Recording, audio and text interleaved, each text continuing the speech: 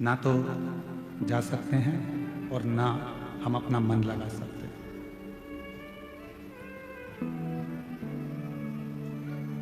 अभी हमें जितेंद्र जी के पुत्र आर्यन जी हमको लेके आ रहे थे, तो हम उनसे पूछ रहे थे कि बाबू ये बताओ कि क्या करते हो। तो आर्यन बाबू बता रहे थे कि गुरुजी जो पिताजी का कार्य है हम वही संभालते हैं। हमने कहा कितने भाई हो, तो कहा हम 2 हैं, प्रियांशु और आर्यन, एक हमारी बहन। हमने कहा तुम्हारा पूरा परिवार ऐसा लग रहा है कि एक शंकर, पार्वती, गणेश, कार्तिकेय और अशोक सुंदरी पूरे मिलकर पूरे हो।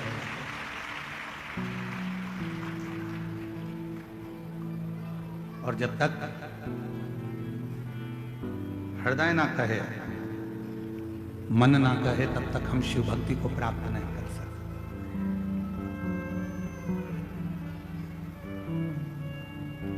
समय अपनी गति से चलता है।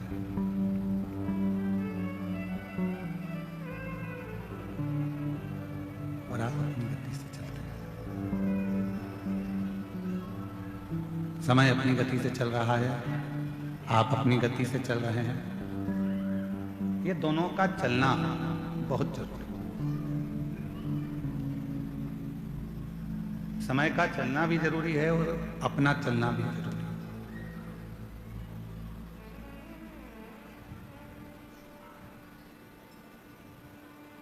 भगवान देवादिदेव महादेव से ये प्रार्थना करा करो रोज, प्रतिदिन। जब बाबा को 1 लोटा जल चढ़ाने के लिए जाओ, रोज कहा करो, बाबा ऐसी कृपा करना, हमको पलंग पर कभी मत पटकना। कितना भी दुख, कितनी भी तकलीफ, कितना भी कष्ट जीवन में रहे, पर तू हमको पलंग पर ले जाकर मत रख। चलाते रहना, तेरी शरणागति तक बुलाते रहना, तेरा भजन कराते रहना। शिव महापुराण की कथा कहती है, जिस मनुष्य ने जीवन में संघर्ष करना सीख लिया, जिस मानव ने जीवन में थोड़ा संघर्ष करना प्रारंभ कर दिया, थोड़ा प्रयत्न करना प्रारंभ कर दिया, थोड़ा संघर्ष करना प्रारंभ कर दिया, उसने अपनी जिंदगी में सब कुछ पा लिया। और जो संघर्ष करना बंद कर दे, जो प्रयास ही ना करे, ऐसे कई लोग हैं संसार में जो ये सोचते हैं कि बस कहीं से हमको धन मिल जाए, कहीं से हमको प्राप्ति हो जाए, कहीं से हमको ऐसा मिल जाए जिससे हमारा भरण पोषण हो जाए और हमें कुछ करना ना। मेरी जीजियों, मेरे जीजाओं, मेरी बेटियों, बेटाओं, मेरी माताओं, मेरे भाई, मेरे बुजुर्ग माता पिता, इस बात का स्मरण रखिए। ऐसा कोई संसार में जन्म नहीं लिया जिसने संघर्ष ना किया, और ऐसा कोई संसार में जन्मा नहीं कि बिना संघर्ष के उसको सब कुछ मिल गया।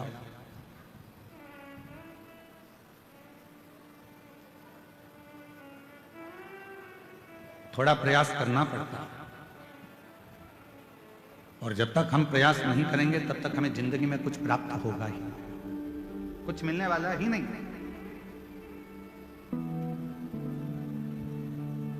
अच्छा एक बात बताओ, जितने बैठे हो, गोली जल्दी असर करती है कि इंजेक्शन जल्दी असर करता है? जम के बोलो जल्दी से, आवाज नहीं आ रही है। इंजेक्शन। अब लगा कि कांकेर जिले वाले बोल रहे हैं। अगर कांकेर वाले चुप बैठ जाएंगे तो फिर तो पूरा छत्तीसगढ़ ही हिल जाएगा। एक ही जिला सबसे भारी है, छत्तीसगढ़िया सबले बढ़िया, पर उसमें भी कांकेर।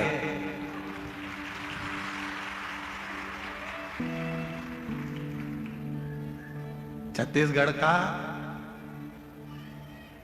आधा हाईवे तो ये कच्चे देख लेता है, यही गांव है। तो ऐसा क्षेत्र है कोई साधारण है क्या क्षेत्र? और आप लोग नहीं बोलोगे तो कौन बता? बोलो जल्दी से, दवाई असर करेगी कि इंजेक्शन जल्दी असर करेगा? इंजेक्शन। दवाई खाने में ज्यादा कष्ट होता है कि इंजेक्शन में ज्यादा कष्ट होता है? इंजेक्शन। दवाई तो तुमने लिया, पानी से निकल गए, कोई ना दर्द हुआ, ना तकलीफ हुई, ना कष्ट हुआ, कुछ भी नहीं हुआ। पर इंजेक्शन दर्द भी करता है, कष्ट भी देता है, तकलीफ भी देता है। कष्ट भी दे रहा है, तकलीफ भी दे रहा है, दर्द भी दे रहा है, परेशान भी कर रहा है। 2-3 दिन तक हाथ दुखता ही रहता है, 2-3 दिन तक। कभी कभी तो वो इंजेक्शन इतना असर कर जाता है कि हाथ फुला देता है, सुझा देता है। फिर फ्रिज में से बर्फ निकालो, सिकाई करो, अरे अम्मा, अरे अम्मा, अरे अम्मा, कभी कभी होता है। दवाई असर करती है पर थोड़ा समय लेती है। पानी से निकल लो। असर किसने करा? जो दर्द दिया। असर किसने करा? जो इंजेक्शन शरीर में लगा, जिसने कष्ट दिया। वो जो कष्ट दे रहा था उसने आपको रोग से मुक्त कर दिया, जल्दी ही उसने अपना असर दिखाना प्रारंभ कर दिया। उसी तरह जिसने जिंदगी में संघर्ष रूपी इंजेक्शन को ले रखा है वो एक ना एक दिन अच्छा बनकर रहता है। वो एक ना एक दिन उन्नति की सीढ़ी पर चढ़कर ही रहता है, वो अच्छा बनकर ही रहता है। अब कोई कोई सोचे कि हमको तो कहीं का महाराज ऐसा मिल जाए, कोई महाराज जी ऐसे मिल जाए जो जमीन में गड़ा हुआ हमको धन निकाल कर दे दें और करना कुछ नहीं पड़े, तो ऐसा कहीं का महाराज हो तो हमको भी बता देना, हम भी चल चलेंगे तुम्हारे साथ। बिना संघर्ष के कुछ भी प्राप्त नहीं हो सकता।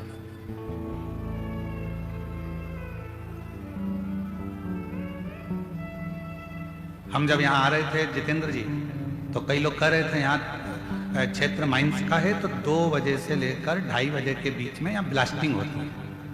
हमने कहा टाइम अच्छा पकड़ा है उन्होंने और हमने। उनका भी ब्लास्टिंग का टाइम है और हमारा भी ब्लास्टिंग का टाइम है। टाइम अच्छा पकड़ा है। बस दोनों में एक ही अंतर है, जब वहां ब्लास्टिंग होती है तो दूर हट जाओ और यहां ब्लास्टिंग होती है तो जरा करीब में आ जाओ। दोनों में एक अंतर।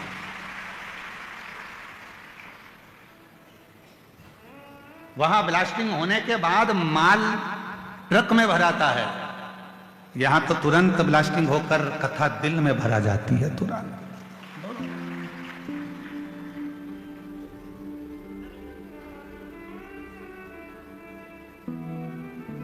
अब आज से तुम भी कह सकते हो हम भी माइंस के मालिक हैं।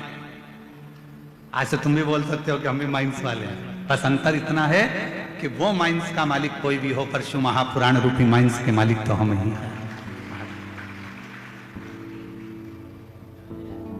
और शंभु शरणे, बोलो बोलो सब बोलो, मांगू घड़ी रे दुख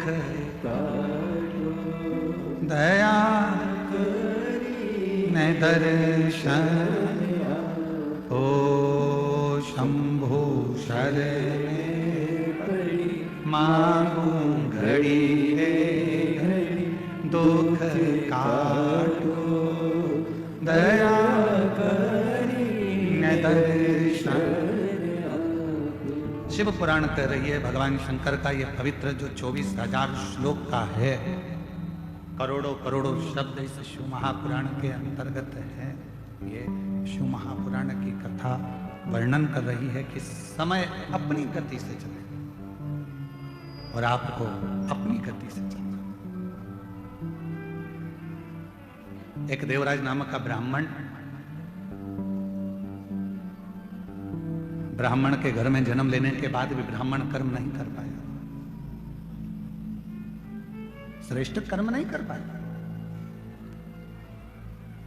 जरूरी नहीं है कि आपके पास में बहुत सारा धन होगा तो आप दान कर सकोगे, आपके पास में बहुत सारी संपदा होगी तो आप दान कर सकोगे,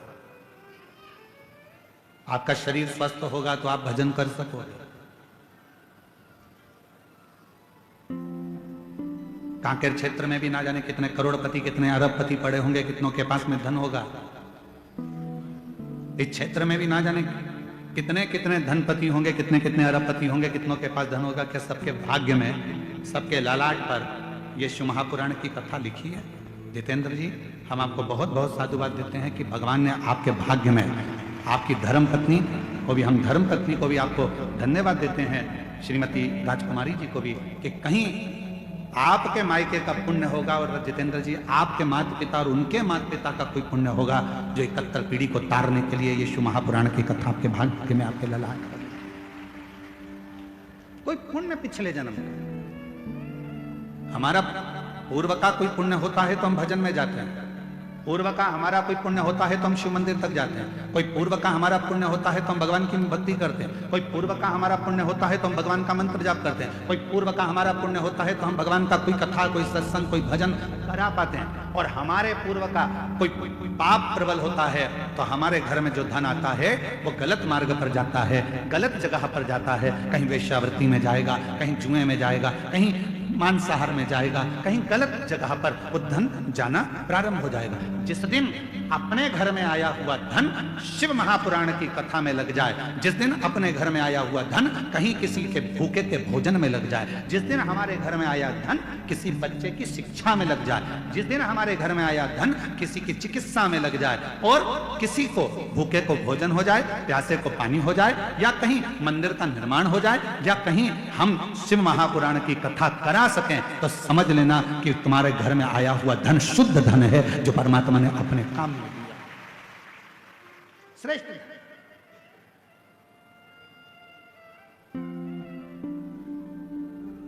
तुम्हारे घर के बाहर फूल लग रहे होंगे, तुम्हारे घर के बाहर बगीचे में गमले में पुष्प लग रहे होंगे।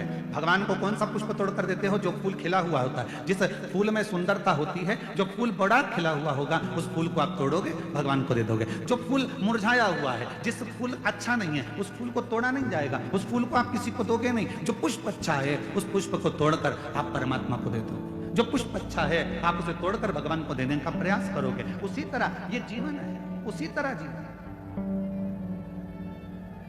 परमात्मा ने कहीं कृपा कर कर, भगवान ने कहीं दया कर कर, भगवान ने कहीं करुणा कर कर, यदि अच्छा दिया है, अच्छा ले रहा है, परमात्मा उसको स्वीकार कर रहा है, तो भगवान को धन्यवाद देना कि आज हमारे धन की पहचान हो गई कि भगवान तूने हमें अच्छा धन दिया तो हमारे बच्चे हमारे कहने पर चल रहे हैं।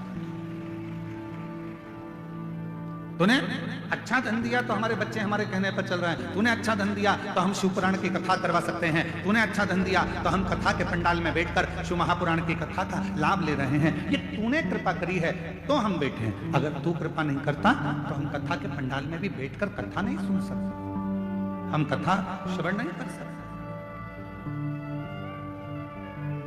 यदि हम बैठे हैं कथा के पंडाल में और कथा का रसतत्व ग्रहण कर रहे हैं, कथा श्रवण कर रहे हैं, तो ये तेरी ही उदारता, ये तेरी ही कृपा, तेरी ही करुणा। कितने कथा के पंडाल में आप लोग बैठे हो और बाबा की इस पवित्र कथा को श्रवण करने के लिए आप लोग आए हो, कथा सुनने के लिए आए हो। 5 रुपए, 10 रुपए, 25 रुपए किसी के पेट्रोल में खर्च हुए होंगे, किसी के गाड़ी में खर्च हुए होंगे, किसी के कहीं ना कहीं खर्च हुए होंगे, तब जाकर कथा के पंडाल में आप पहुंचे और कथा श्रवण कर रहे हो। तो बाबा कृपा करा, हाथ पकड़ा तो कथा के पंडाल में बुलाया। तो जितने भी शिव भक्त इस पवित्र कथा के पंडाल में बैठकर कथा श्रवण कर रहे हैं, समझ लेना आपका पूर्व का कोई भगवान से संबंध होगा तो भगवान ने हाथ पकड़कर आपको यहां बुला दिया। ये उसकी उदारता,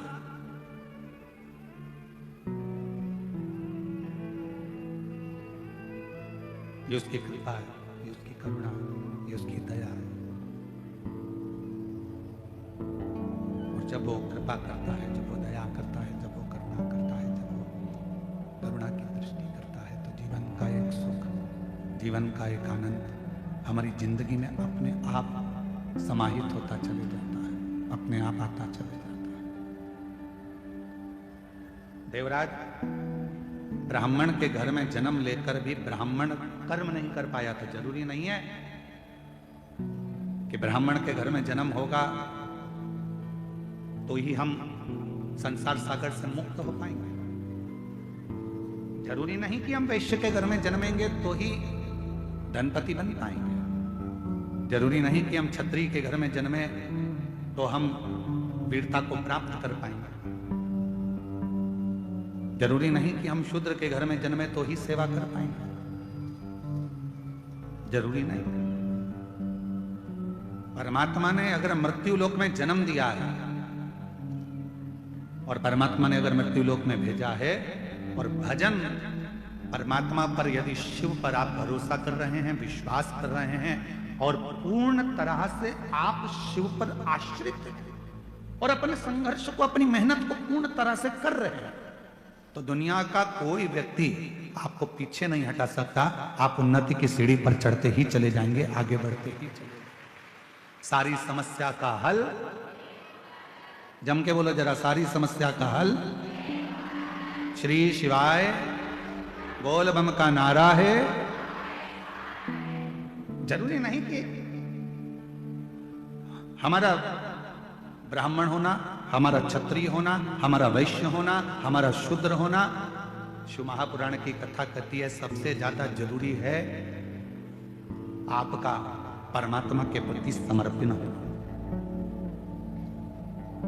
कोई भी, चाहे आप ब्राह्मण हो, चाहे आप क्षत्रिय हो, चाहे आप वैश्य हो, चाहे आप शूद्र हो, शिव के प्रति आपका समर्पण, भगवान के प्रति आपका समर्पण, फिर वो किसी भाव से, किसी भी तरह से आपको बना। देखो संत रविदास जी का चरित्र,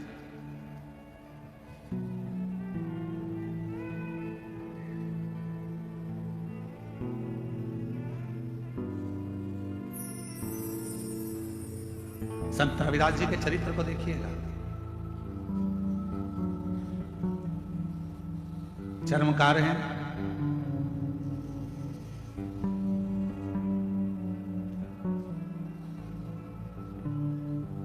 मीराबाई के गुरु हैं। कितनी श्रद्धा, कितना विश्वास संत श्री रविदास जी के हृदय में था।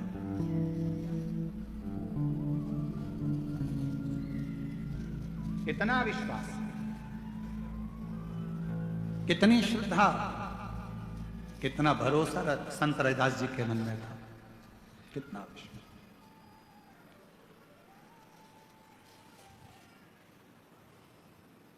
मीराबाई ने आकर हाथ जोड़कर कहा संत रविदास जी से, महाराज जी, गुरुदेव, ओ गुरुदेव, बोलो मीरा।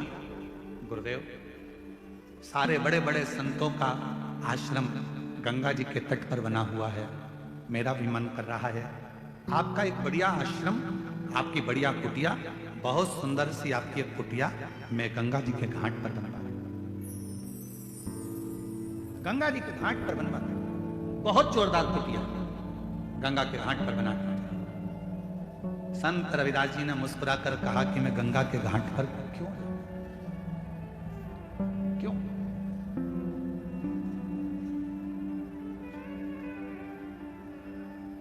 मैं गंगा के घाट पर क्यों जाऊं?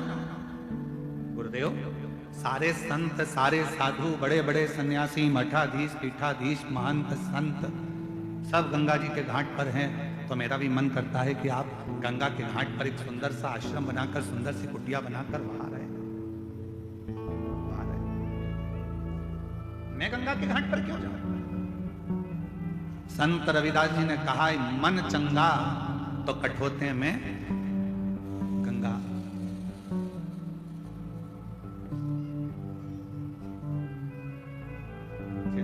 स्पर्किंग हो रही है, थोड़ा चिड़चिड़, इधर आके सुनो। यहां पर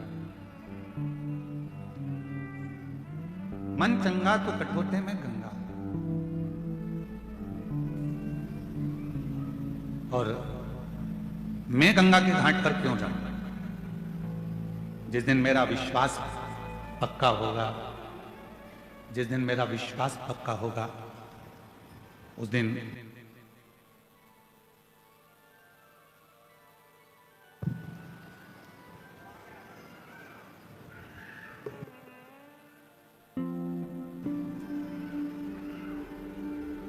जिस दिन मेरा विश्वास पक्का होगा, जिस दिन मेरा भरोसा दृढ़ होगा, उस दिन निश्चित है कि मुझे मां गंगा के घाट पर जाने की जरूरत नहीं पड़ेगी।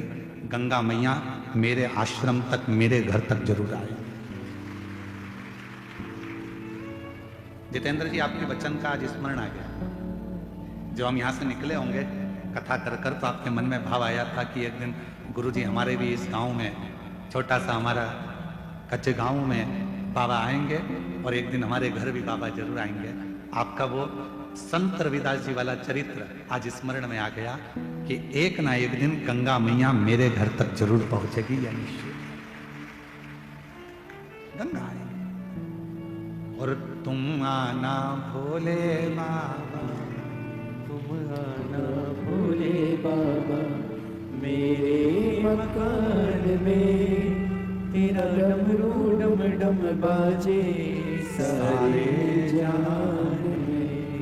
तुम आना भोले बाबा मेरे मकान में, मेरा डमरू डम डम बाजे सारे जहान में। तुम पार्वती को लाना, संग गणपति को लाना, तुम पार्वती को लाना, संग गण। तो आशा है मित्रों आपको ये वीडियो पसंद आई होगी। अगर वीडियो अच्छी लगी है तो वीडियो को लाइक और चैनल को सब्सक्राइब कर दीजिएगा। तो अपने मिलते हैं नेक्स्ट वीडियो में, तब तक के लिए राधे राधे, जय श्री कृष्ण।